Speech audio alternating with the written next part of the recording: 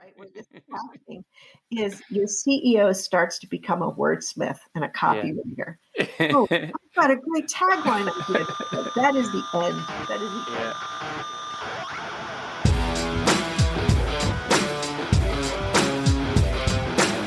Hello and welcome to episode 66 of Rockstar CMO FM. The M is for marketing and the F is for, well, you decide. As you're probably wondering, does the world need another effing marketing podcast?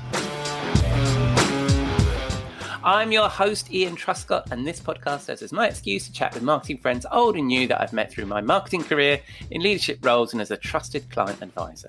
And through these conversations, share some marketing street knowledge that I hope will bring out the Rockstar CMO in you. Come and say hello. We are Rockstar CMO on LinkedIn and Twitter. This episode was recorded on Friday, the 11th of June. The sun is out here at the Rockstar CMO penthouse, and I hope you've had a good week and you are well and staying as sane as you feel you need to be. This week, Julie Ogilvie, former research director at Serious Decisions Forrester, returns to talk about defining a brand message. Our guest is VP of Marketing at Storyblock and SaaS marketing expert Thomas Peham. And of course, I will round off the week with my friend and content marketing guru, Robert Rose, for a chat and a cocktail. Right, let's get started, shall we?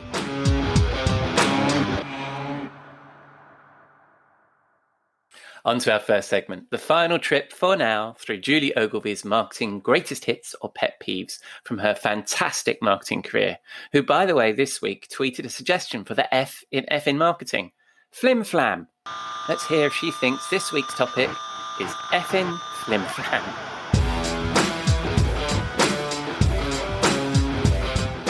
Hi, Julie. Welcome back to Rockstar CMO FM. How are you? I'm fine. Thank you for having me back. Oh, absolutely. I'm having a lot of fun with our topics. And this week, I think we're now on to Julie Ogilvie's greatest hits, because we were quite positive last week. So I'm going to stick with the hits. And this week, we were going to talk about defining a brand / message. Now, what I wanted to ask you first with that / is, what's the difference between defining a brand and defining a message? Yeah, that's a great place to start. The way that I think about it is that the message is really, really the backbone of what a brand is. Mm-hmm. And a brand is sort of bigger than a message in that, you know, the way we project a brand, it involves very often, visual manifestations, and there could be behaviors associated with it. And over time, it comes to have a meaning inside of people's heads. Yeah. So brands really live inside the minds, again, of the audience. Mm-hmm. But it has to start somewhere. Like, there's a process that starts the development of a brand. And that's what I think of as the process of developing a message or messaging. It's making sure that you have a pretty, rigorous process so that you're balancing an understanding of who the organization is, with what the audience thinks, what the audience's needs are. Right. And sometimes there's a disconnect there. And, we've talked about this in one of our other episodes, is that very often people go off, into a hotel ballroom somewhere, and they spend the day coming up with what their message is, and it's completely internally focused. And very often with technology companies, it's extremely feature benefit. Mm-hmm. It's really a message about the product. What I noticed talking to clients was, especially in the technology space, is that they would, once they had reached a certain size, so they've gone from, a 10 million company to a 50 million to 150 million, as they grow, they begin to realize that just defining themselves in terms of a single product, which is, or whatever their original offering was, not sufficient anymore. They need to be able to say something about the organization and who the organization is and what the values and the vision and the mission of the organization is. And some companies have that really strongly from the beginning, but that I found was the exception. Many companies start, again, they're Yeah. bringing an offering to market, and so everything is about that particular. I've got a couple of points of what you said. I think that, I mean, we've talked about that scenario of a bunch of marketers in a conference room already, and I think what comes out of those rooms is often aspirational, isn't it? It's not real, and it needs to be tested. And the second thing about that about brand is, are you saying that it's why you do the thing that you do? It's not the what, i.e. the product. It's the why did you create this product? Why is that what you're saying about the organizational aspects of the brand? Right. Ideally, there is something deeper there than simply we all wanted to make money doing things. And that's like obvious. That's the reason businesses exist, is to make money. Yeah. But to bring out a little bit more again about, what is the vision for how this makes the world a better place? Yeah. How is it that we do our work, which is the mission? And what is it that we hold dear as a company? What are our values? And, in some companies, they've put a great deal of thought into this, and other companies, really, really haven't. And, what'll happen is they'll say, well, we have a tagline. That's our brand. It's a tagline.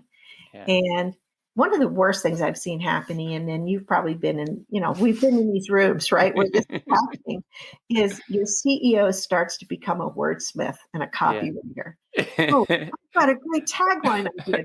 That is the end. That is the end, about it. You've gone down the wrong path, right? First, I think of the message development process is, again, having a lot of rigor around identifying, first of all, who are all of our audiences, because you have, if you're a global company, you have multiple regions, you may have multiple market segments. And a lot of times what happens is there's a focus on one particular part of the business or one particular offering, and they create the message. They say, this is our organizational message, and they've left out a bunch of key audiences, including, employees and influencers and so forth. And so, we used to say, sometimes people would bring us messaging and they'd say, tell me, is this a good message? And I'd say, well, I don't know if it's a good message because I don't know what the process was that you used to develop it. So it's all about making sure, again, that the process is that you're being inclusive, you're thinking through what it means for all these audiences in advance, because, unless you have a time machine and you can go and fix it once you've done it. So, well, I think one of the risks, isn't it, when it's aspirational, is it flies over your audience's head. I think that what concerns me about some of these things is where we think too deeply about this and feel we need some sort of greater cause that we do, when actually we just sell software and try and make money, right? I'm not suggesting that anybody has that as their tagline, but how do you help organizations not overshoot, if you like? Because I genuinely sat in a conference room with brand new messaging being pronounced by the CMO, and everybody in the room pretty much around me was like, what? This has got nothing to do with the technology that you guys actually sell. Right. So how does one encourage people not to overshoot and get too highfalutin with their brand message? Right. It's tricky because you want to have things that are truly relevant to your audience, unique to your audience. But again, as you start to think about, there could be multiple segments of the audience that you're talking to, and they have different needs. So as you go up, you have to shave off some of that detail to get to something that is, is going to be relevant across all of these different audiences.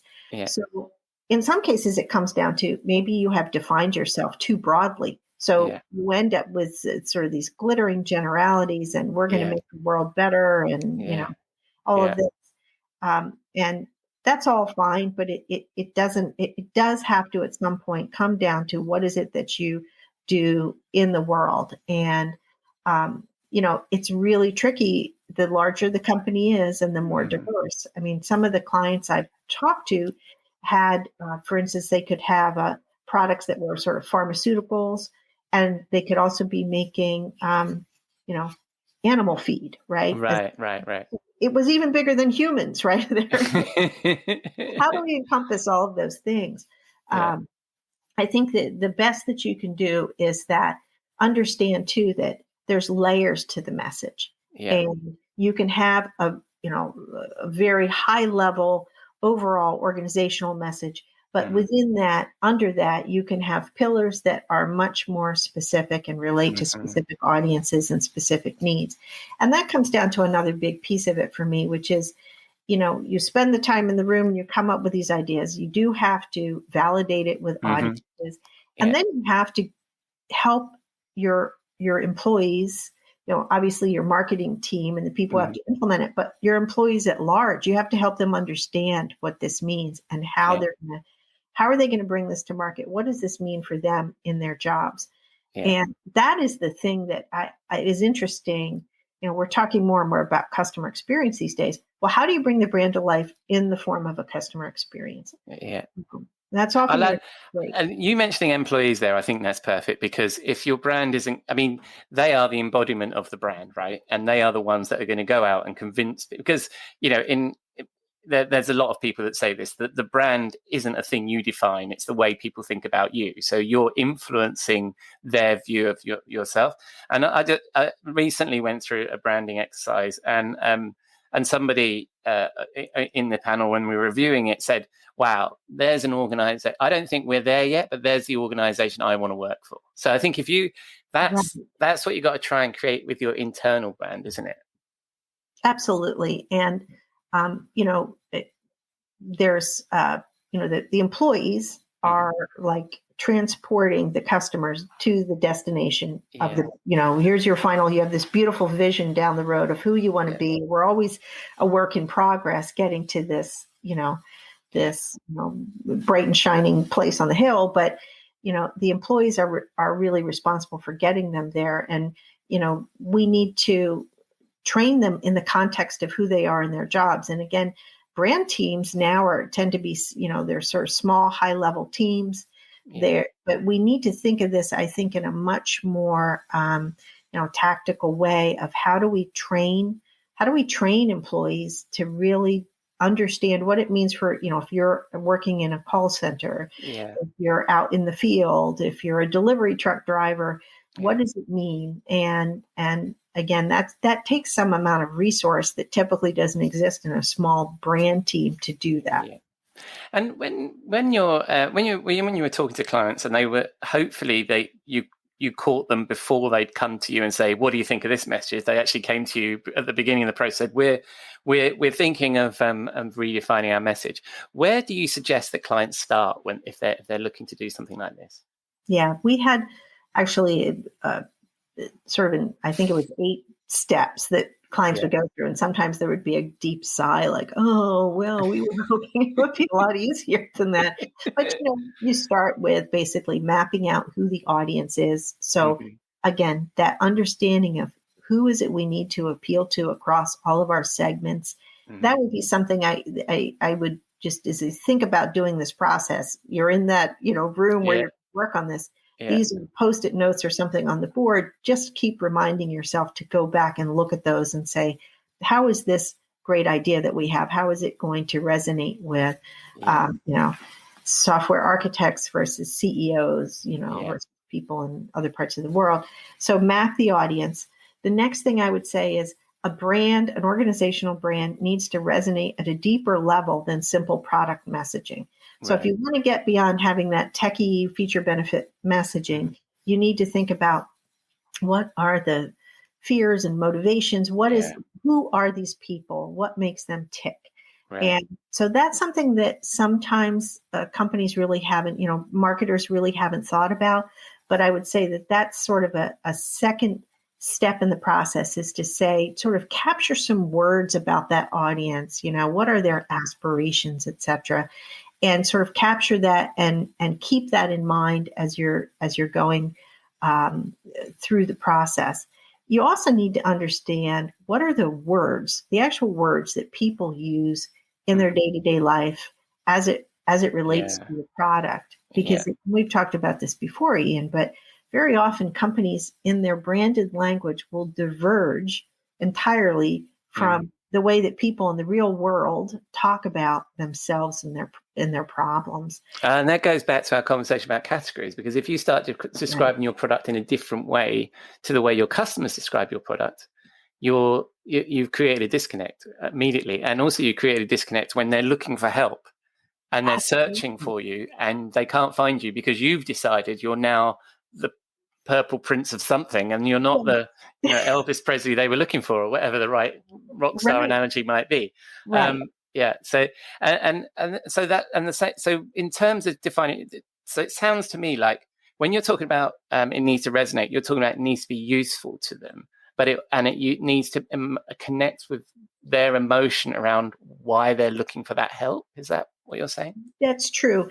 But it is also, when especially if you're talking about organizational message, it does also have to be true to who you are. So it is not entirely externally driven. Yeah. And we would encourage clients, and often this is where branding agencies swoop in. And I'm not against working with an agency. Sometimes, especially when it comes to, talking about what is the core mission of the organization, et cetera, it can be very useful to have an outside facilitator come in and do that.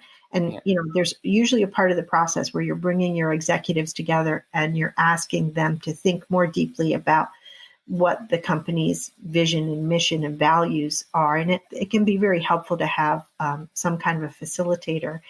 But once you've done that exercise, you've captured something, then I would say the next step is, okay, we've come up with some ideas. Let's not say that this is written in stone. We're going to take this out now. We're going to talk to people in the marketplace, and we're going to say, does this feel authentic to you? Does this feel like does this feel right to you? Is this what you value from us? And you can get, you should think of this as an iterative process. Another thing is people think, well, we're going to go off and we're going to spend it one morning, Wednesday morning, we're going to come up with this message and it's going to be great. We're off to the races. You really need to think of it as, we're going to come up with candidate ideas. We're going to take them out. We're going to talk to some customers, maybe some analysts or whoever your friendly influencers are, get their feedback. And we're going to come back and we're going to reshape that probably a bit. And that's how you're going to get something that's going to be that right blend of here's who we are. Here's, authentic to who we are, and something that is going to be appealing in the eyes of resonate. Yeah, and this is also a good opportunity where if we're going to try and move away from the banal sort of taglines and stuff, this is an opportunity to now differentiate the organization, right, and really demonstrate who they are as a difference to everybody else. Where do you stand on that? Because that's often quite contentious, isn't it? Because in order to be different, you want to appeal to the one tribe of people. You're likely to alienate another group, or at least not purposefully not appeal to them. How have you reconciled that kind of conversation in the past? Yeah, I mean, that comes down to you do have to prioritize audiences, right? Yeah. You can't say we're going to be all things to all people, and we've all been in that situation where nobody wants to give up any opportunity. A sales guy said, "Oh, we could be selling to whatever." Yeah. You have to prioritize, and if you don't prioritize, you will end up with that mishmash of we're all things to all people. So that's absolutely something that you have to do. And in my experience, when companies are able to do that and say, okay, we are going to focus on this particular, say it's a job role, they make progress in the market much faster. Even if you're in a more narrow band, you're actually going to get traction. And when you try to, and sometimes it's a small company that's trying to be all things to all people, and it's absolutely impossible from a content perspective. It's impossible to create the amount of content that you need. Yeah, it's finding your category and niche, isn't it? And then leaning into that. Well, that was excellent. Thank you very much again, Julie. I could ask you many more questions on this, and I'm realizing the time. And I keep saying that in all of my interviews, I've realized the time. But then I'm quite strict with. I like to keep things to time. I respect As for your time, really. And if people want more of this kind of advice and they spin the dial on the interweb, where are they going to find you, Julie? Well, they'll find me in my retirement home, which is chubbycouple.media, where I pontificate on marketing and life issues with my my partner, Tim Dempsey. That's very nice. Well, thank you very much for your time again, Julie. It's been a joy. Would you come back again? I could be convinced to come back. That's splendid. Well, I'll work on my influencers. I'll work on my message, and I'll also define the category that you should come into for this, and that summarizes the last 3 weeks. Thank you very much, Julie. I'll speak to you soon. Thank you. Bye-bye.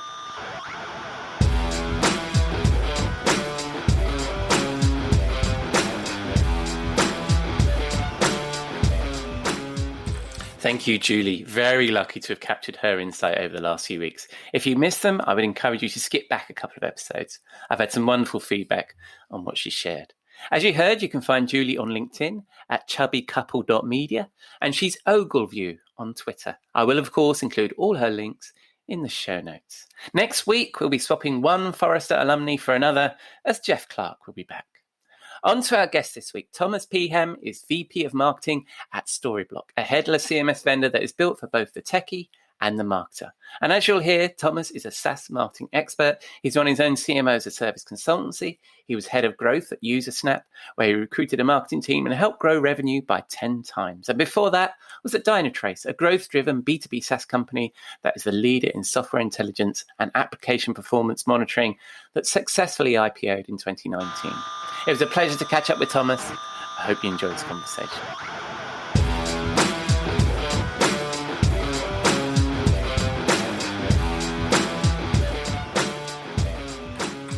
Welcome, Thomas, to Rockstar CMO FM. How are you? I'm doing very well. Thank you for having me today. You're very welcome. You're very welcome. Obviously, I read out the bio before we hit record here, but tell us a little bit about yourself, what the readers and listeners need to know. Sure. So my name is Thomas, and I'm the VP of Marketing at Storyblock. Storyblock is basically headless CMS, which I've joined mid last year. And prior to that, I started in the whole, let's say, SaaS industry in 2014, and since then I'm just stuck here. As I really love tech. I'm a nerdy guy, and I love technology and how software helps businesses through all sorts of use cases. And I've been working for startups, scale-ups, and enterprises in the past few years. As a marketing generalist, I would say, like I'm not a specialist in any particular role or channel, but I think I'm quite good with connecting the dots between marketing and the general business side. So nice. That's about me, I guess. Nice. And I guess you're joining us from Austria, correct? That's right. I'm located on the countryside in Austria, like an hour outside of Vienna. Nowadays, as with the whole Corona pandemic, a lot of people tend to move to the countryside. So I'd like to joke that we've been one of the early adopters who already did that a couple of years ago.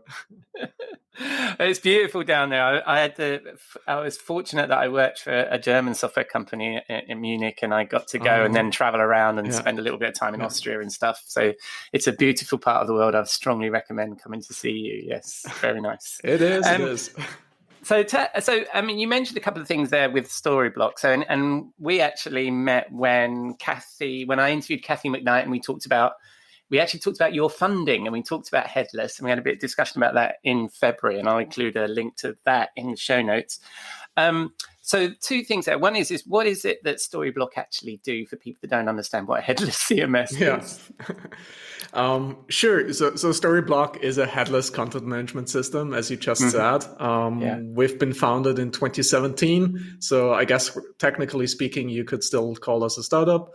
In the first few years, Dominic and Alex really started the business by building up this amazing content management system that not only gives developers all the tools and freedom that come with headless, because basically headless, as you know, and probably some of your listeners know, it basically stands for the API first approach, right? That we as a headless system have a decoupled backend that has nothing to do with your front end. where Right. you publish and send your content to. So that's the whole idea of headless, right? That you use a backend system that is so completely decoupled from the backend and talks via APIs to different platforms, be it the website. We still talk about websites these days, right? Yeah. But there's so many more, let's say, digital experiences out there where people need content and need to manage, edit, create, and orchestrate content. So, and I'm not even talking about mobile and that such, but there's voice, right? We're talking about voice-assisted devices. We're talking about IoT and basically any interface that could host and run digital content. And the big advantage of a headless system basically is that you cannot manage that in one central place without caring too much about where it should be displayed at the end. Right. What sets us apart, I would say, compared to maybe other content management systems in that space is I think one thing in particular, which comes down to editors and marketers. And I'm not a developer per se, so I'm a marketer, right? And what we believe at Storyblock that we not only give developers the headless tool and all the freedom they need for building up this great experiences, but also give like editors and marketers an interface they actually love to use, right? Because at the end of the day, it comes down to how easy is your content management system to use for the people working with the actual content, be it editors, marketers, or other business people. And if they don't like that experience, they won't use your system. Let's be honest, right? So, and that's at that point, people or companies start building up all these weird workarounds for your CMS operations to give editors the tools. So we believe that we do that by default by giving editors and marketers this nice interface where they can easily edit content. It's simple as that, right?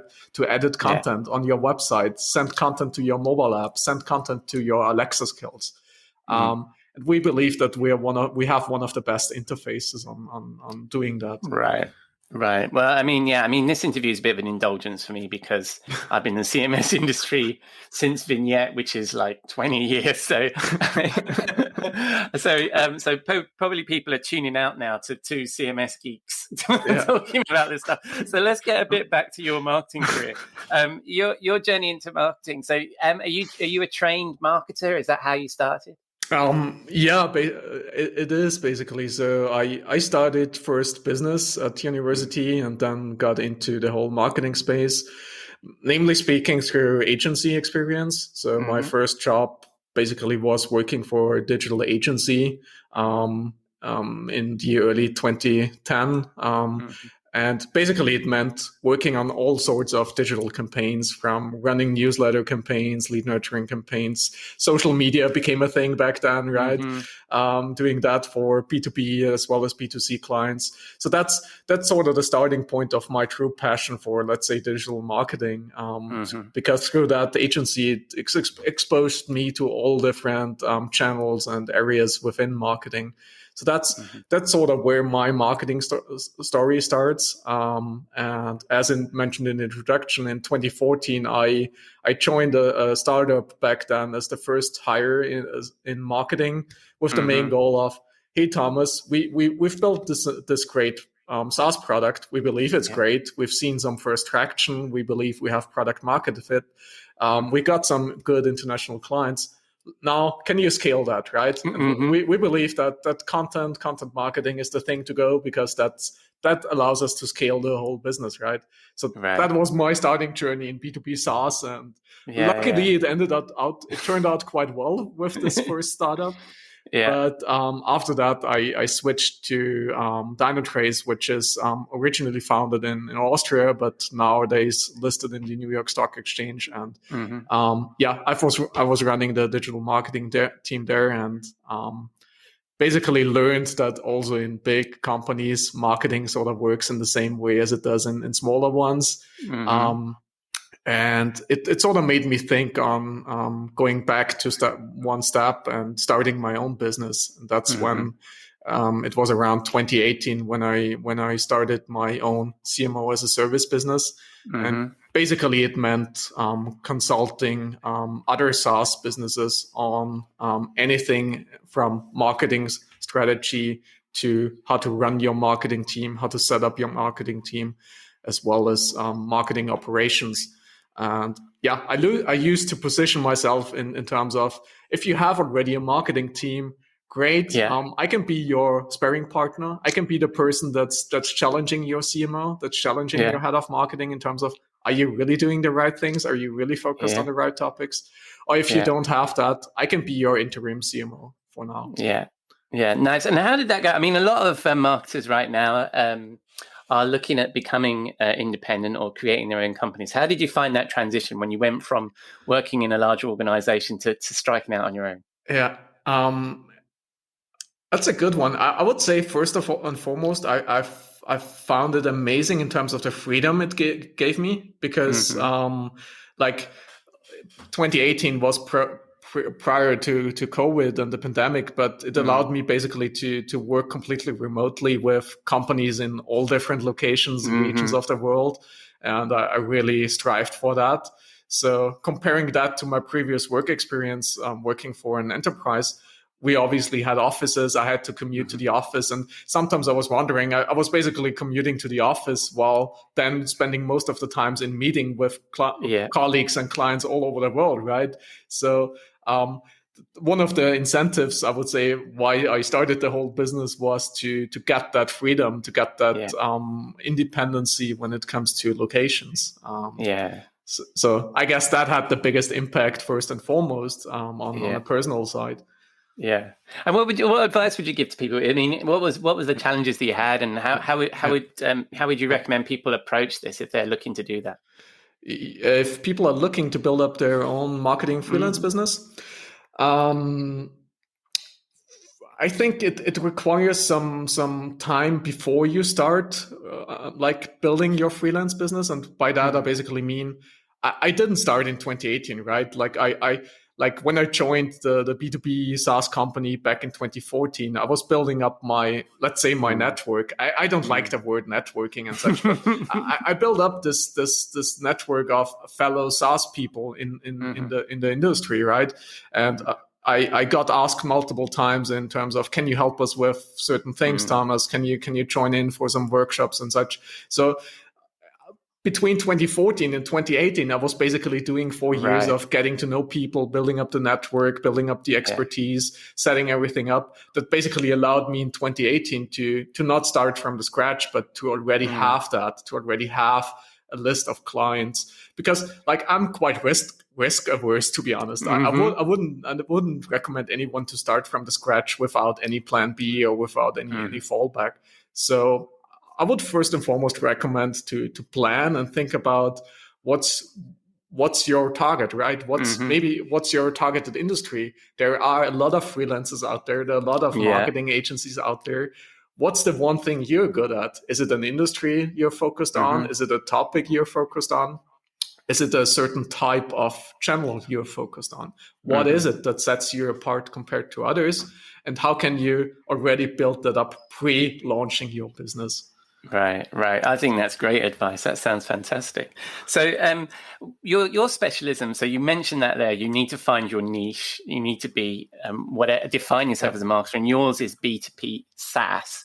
So what are the challenges or the main attributes you would see for being good at B2B SaaS? I mean, we talk a lot on this show about B2B versus B2C, but you're niching there into SaaS. What are the challenges with marketing a SaaS product? Yeah. So having worked for different SaaS products, I would say one of the challenges that come up in most occasions, or in many occasions to say, is the topic that we sell software, right? We sell something that is not visible in the first place.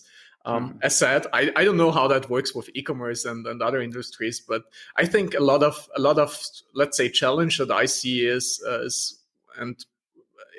in regards to, we sell something that is not directly a hardware product, or that is something invisible, and that goes along the messaging, right? Like, how do you build up your whole messaging framework for your software? And especially a lot of startups, scale-ups, struggle with this question, because it goes around the question of, what are my use cases? What are the jobs to be done that my software can fulfill? And especially founders are quite, like maybe more technical founders are quite focused on, we can do everything, right? We can solve all problems. We rescue the world, etc., etc. But at the end of the day, that's not the case. That's not the truth. Usually you have one particular niche, one particular focus where your software is really good at in solving certain jobs to be done for your clients or solving certain pain points. And I think the challenge, or if I would put it differently, the main topic in the beginning should be, let's focus as much time, as much resources in your marketing, in your business in general, on what is really the pain point you're solving, what is really the topic you're in, and how can you build a messaging framework on top of that. Right. I think that's great. So it's not just about, when you say focus on your marketing, it's not just focus on the execution of your marketing and how much paid advertising you need to do, but actually spend some time creating the story you need to tell into the market and the category you're in, right? Absolutely. Create the story, create the category, define the category you are in. I mean, it's simple as that, right? And as marketers, we tend to create our own categories way too often. So I'm not saying create your own categories every time, but find your niche, find your category, and find how your story on why you're different, why your solution might be different than others. And how do you handle like the impatience of a founder that thinks, well, I want to hire a marketer and then I want to start marketing? Rather than, and not understanding that, well, to start marketing is to do this groundwork. Have you had a challenge there where you've needed to say, whoa, hold up, slow down, we need to do these steps first? How's that gone? Absolutely. So that resonates a lot.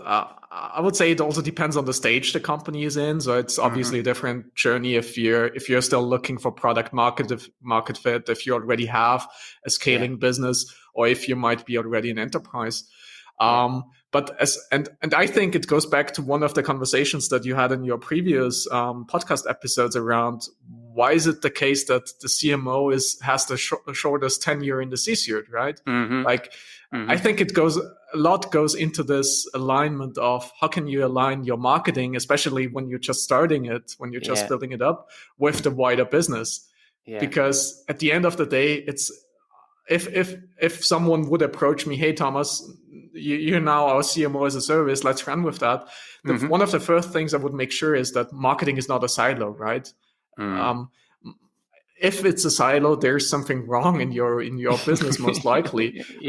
Marketing is the umbrella that connects a lot of dots, looking at the product side, looking at the sales side, looking at the general business side. So I would say you need to refocus or readjust your view on what marketing means to you and your business and what your marketing goals really are that help you reach your business goals. And then we can have all the relevant follow-up discussions, et cetera, et cetera. I mean, I think it was some comments made by Richard Metcalf in a previous episode about that stuff. He's an executive coach. And he was saying that you need to have a strategic plan for marketing, not just a marketing plan. Where are you going to take this? So that's an excellent point. It's good to hear that reflected back. So I'm conscious of the time. I'm going to come to our last question that I know always needs a lot of thought from our guests. So my last question is: we have a regular feature here at Rockstar CMO, which is the swimming pool, where we throw all of the BS, snake oil, and overhyped trends that we hate about this industry we love. What would you throw in the Rockstar CMO swimming pool? It's a good question because as marketers, we tend to think in buzzwords way too often. But one of the things I would throw in there is digital experiences in general. And what goes along with that are digital experience platforms. And how we define a digital experience platform these days. I think that's still quite vague. So well, the fact that these monolithic, huge sort of software stacks that people are buying into, and it just isn't relevant to what you're trying to do. Absolutely. Okay. At the end of the day, it comes down to as said before, how does software solve a certain problem, a certain job to be done, and people don't necessarily care about the label you give to that. Right. Yeah, I think, and we've actually had many occasions where these monolithic platforms and these big terms have been thrown into swimming pools. So I think they're getting very wet. So I think that's a very good example. So we'll round out there. And Thomas, where if people spin the dial on the interwebs, where will they find you? You can find me on Twitter with @TomPeham. You can find me on LinkedIn by searching my name, as well as thomas-peham.com. Yes, and Storyblock, I presume, is storyblock.com. Yeah, so if you want to learn more about Storyblock, simply hit us up at storyblock.com. That's fantastic. Thank you very much, Thomas, and I look forward to speaking to you again soon. Cheers. Yeah, same here. Cheers.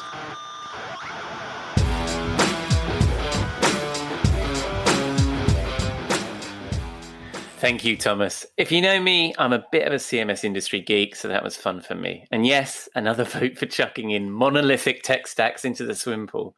And that vote often comes from marketers at tech vendors. Very interesting. Let me know what you think. I will, of course, include all of Thomas's links in the show notes. And you can find Storyblock at storyblock.com. And by the way, that's block with no C. Right. It's that time of the week. It's Friday evening. And time to find out where my friend and content marketing guru, Robert Rose, would like to transport us to for a marketing thought and a cocktail in the Rockstar CMO virtual bar.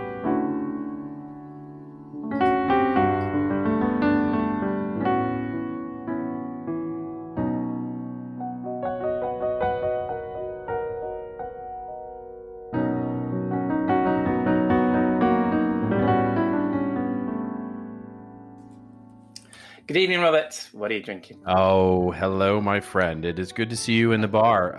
I've crawled out of the little air duct vent and popped down into the bar for my job. And I forgot you were there. Yeah. Yeah. That little bump in the night that you hear, that's me just like turning in my sleep. We have a lovely cocktail this week. It's the is it finally warm there? Are you? Yes.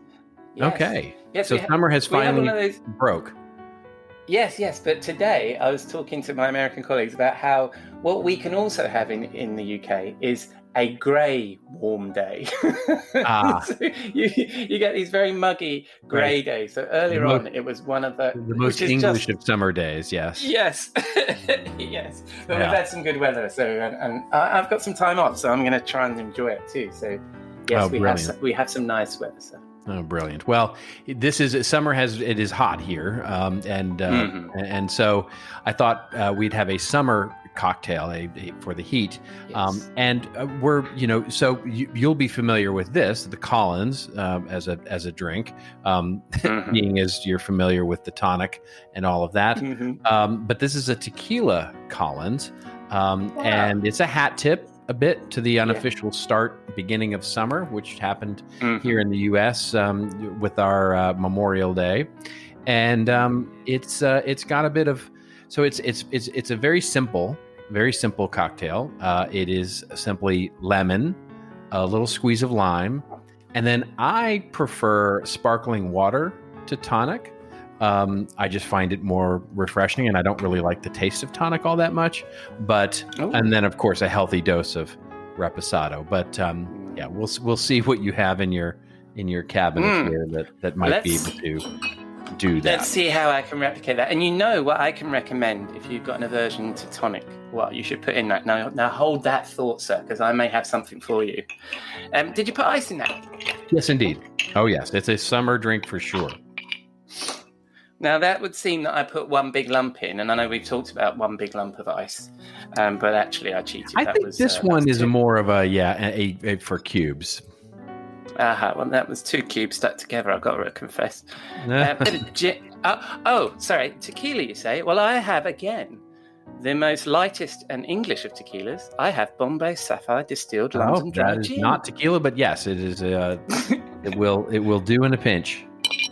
It's vapor infused. I've just read the bottle, so it's got vapor in it. So that's good. Now then, and that's my secret to drinking tonic, sir. Because I can't get this open.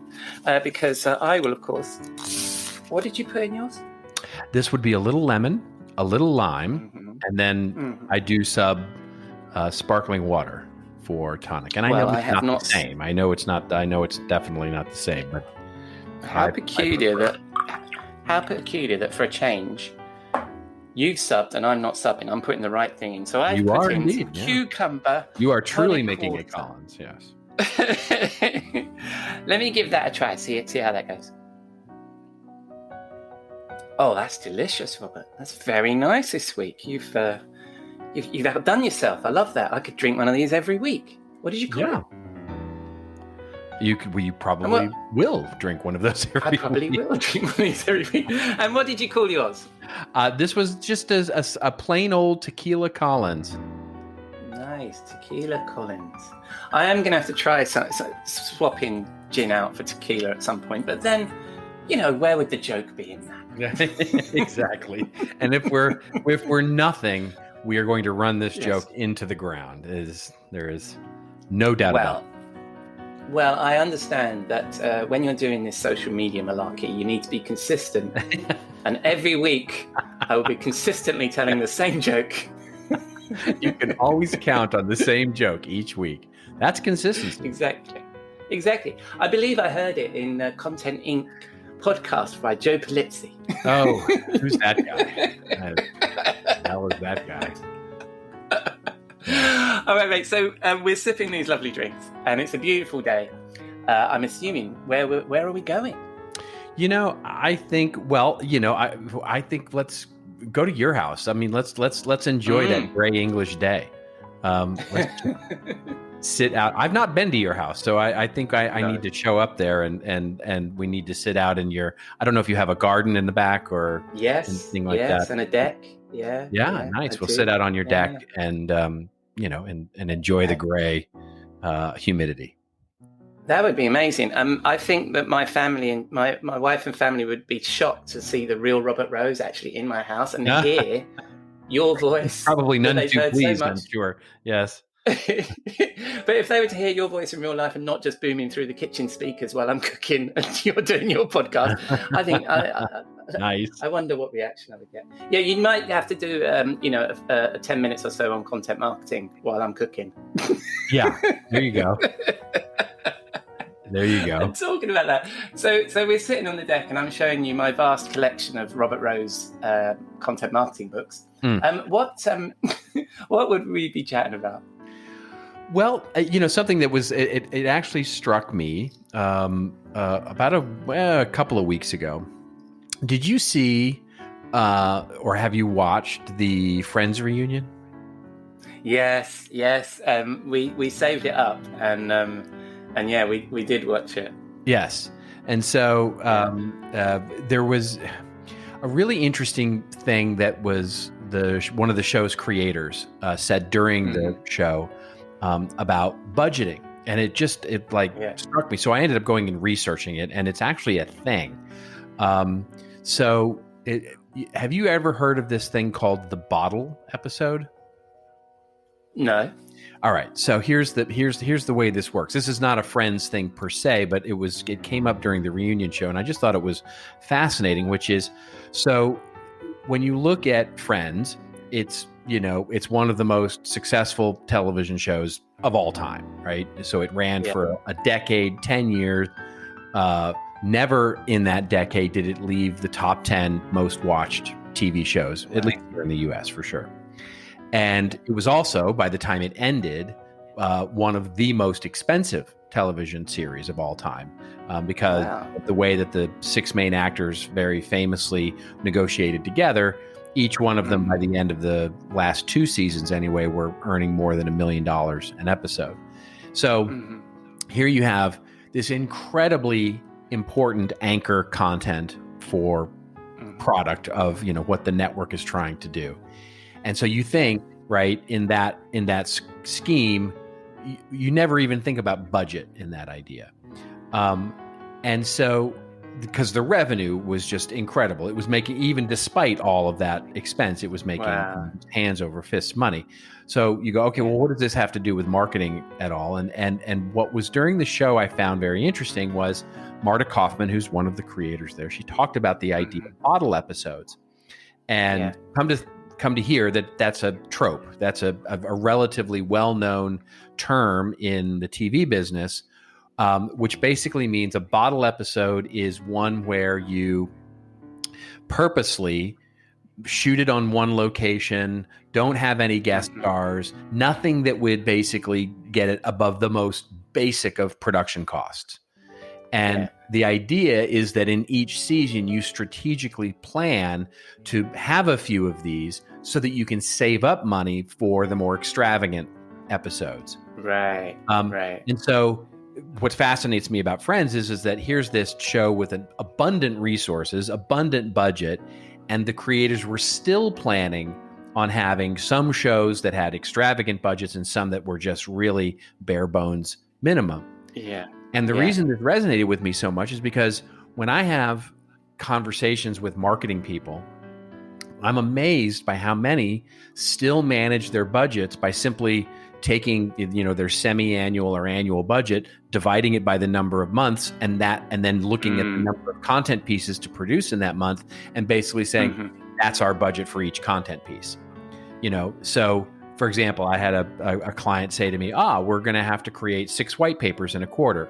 So he does the math and basically assigns an equal amount to each white paper project. And I say, well, why do you do it that way?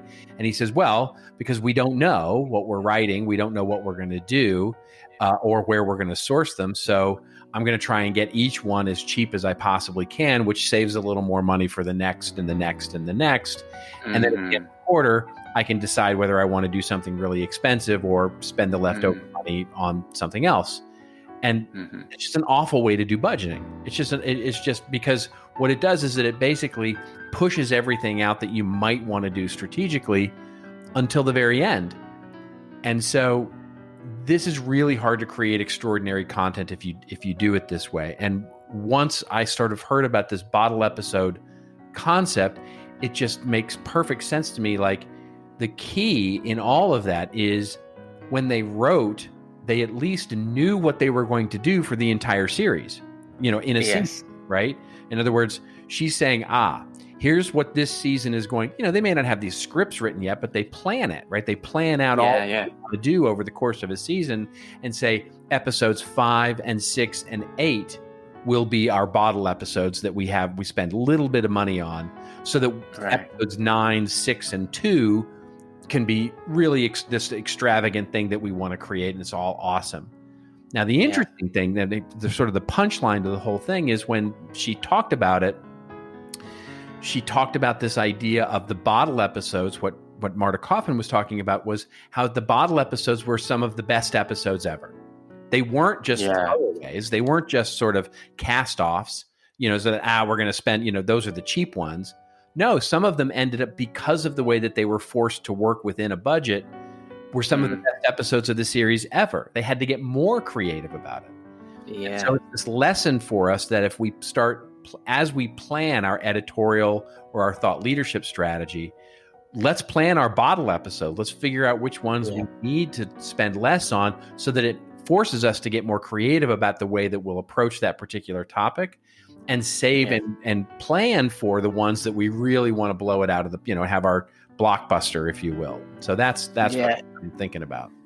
Yeah, no, and that's really interesting for a number of reasons. One of them is, like you say, the sort of budgeting idea of how much we want to spend creatively, firstly, and thinking about that. And the other one is the idea that absolutely, and I got that from the show as well, that some of the bottle episodes, the cheap ones, were actually the ones that resonated with fans the most. And the other part of that is, I think you've talked about this actually, about if you're given constraints creatively, you actually produce better work. I think you've talked about the fact that you working within those constraints, actually you create better content. Yeah, that's right. You do it, it's like you do it purposely, right? Yeah. In other words, if I say, okay, we've got 6 white papers to write over the next 6 months. Let's not just say that and then go look at each one as a widget that we need to produce, but let's plan it out. Let's plan out that the third one is going to be one that we actually spend, 25% of our budget on. and basically we're going to go, we're going to go get some influencer to help us do it. We're going to put production into this. We're going to make it an experience as well as a PDF. We're going to really think it through. And then to accommodate that, our, second white paper and seventh white or fifth white paper, those are going to be low cost, where we're going to write it ourselves. We're going to put out that thought leadership, and we need to be extra special creative here about what we're writing about, because it's just going to be us. So those maybe we'll put a little more promotion behind, or we'll do something else about it to make it special. But that, you know what I mean? It's looking at the plan to say, here's where we're going to spend our money, and it's not just equal among equal pieces. We're really thinking about it from a strategic perspective. But not just strategically how you spend your budget and the fact that you're going to try and create these cheaper creative moments, but it is also about the fact that then you start thinking about the story, because presumably with the Friends writers, they needed to then think about, right, okay, I need to get the story in a particular position where, this is going to now take place in the apartment and just concern Joey and Chandler, and something's going to happen. Because, it was, there was a theme, there was a story arc going through the show. So presumably they had to think of that story arc and know where the characters would be at that particular point.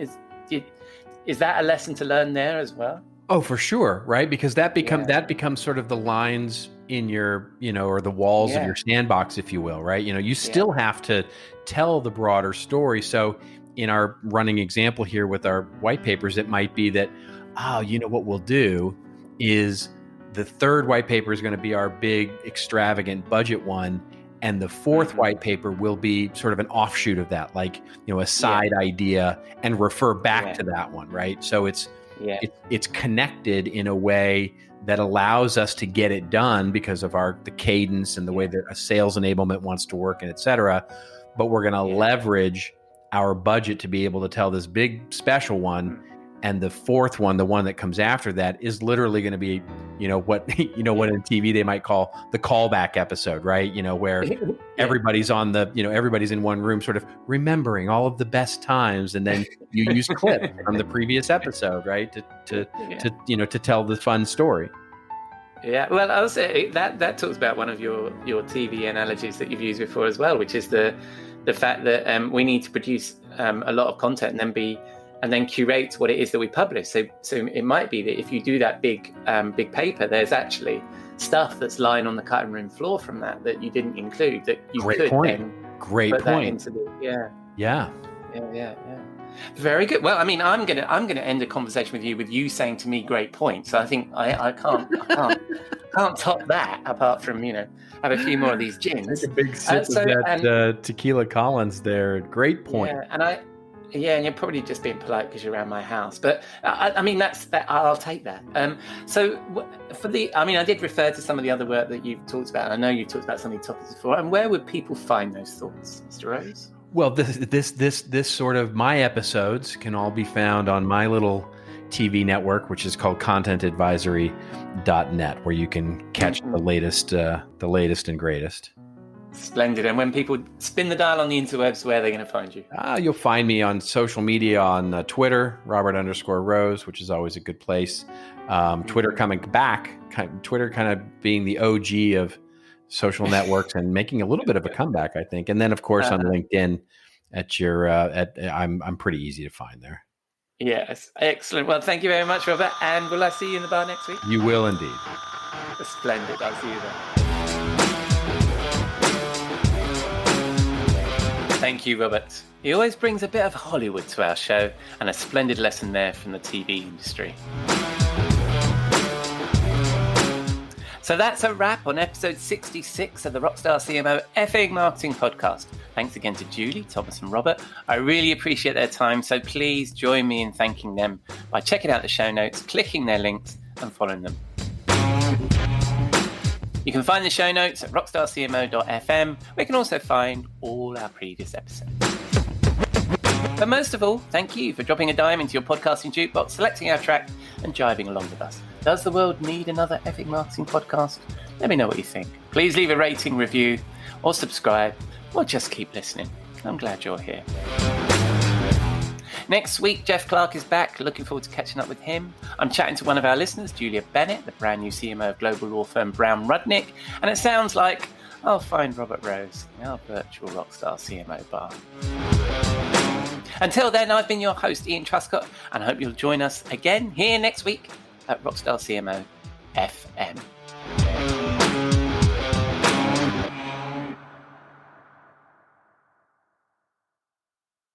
You may know you're listening to this show along the Marketing Podcast Network, but did you know there are other great shows on MPN to help your business? Christy Heiler hosts a fantastic podcast called Own It. Christy, tell us more about the show. Own It is all about celebrating women and non-binary advertising agency owners. We talk about buying out of the boys' club of advertising because less than 1% of ad agencies are owned by women. And where can people subscribe? You can find the podcast at untilyouownit.com. We're also on the Marketing Podcast Network at marketingpodcast.net. And of course, you can subscribe wherever you get your podcasts. You heard her. Go subscribe. This podcast is heard along the Marketing Podcast Network. For more great marketing podcasts, visit marketingpodcasts.net.